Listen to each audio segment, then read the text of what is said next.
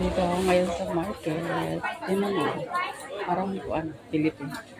Daming mga tin. At kasi $2 isa.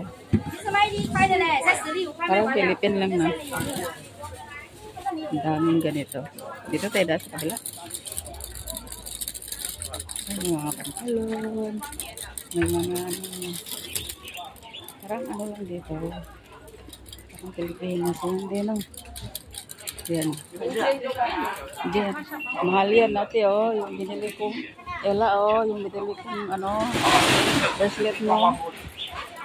Yung jade.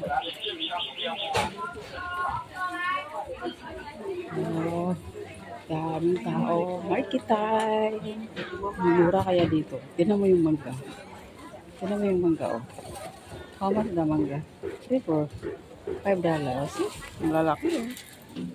Mura lang. So, ayaw kong bumili kay.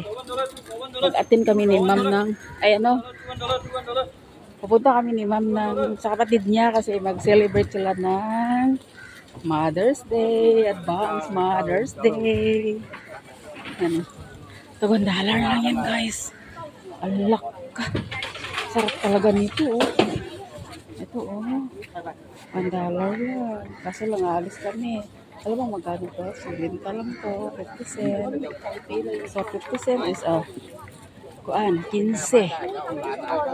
Sa.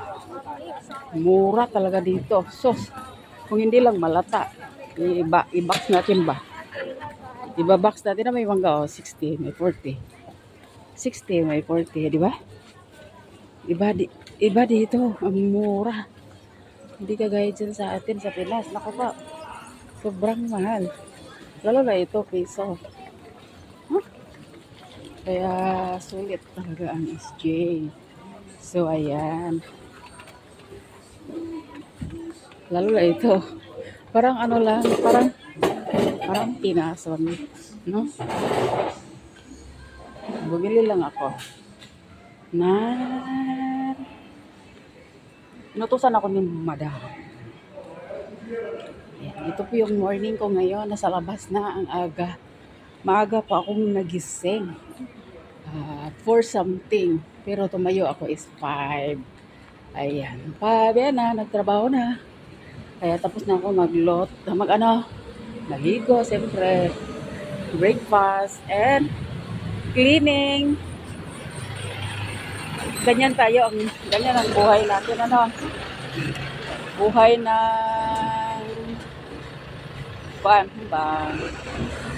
katulong.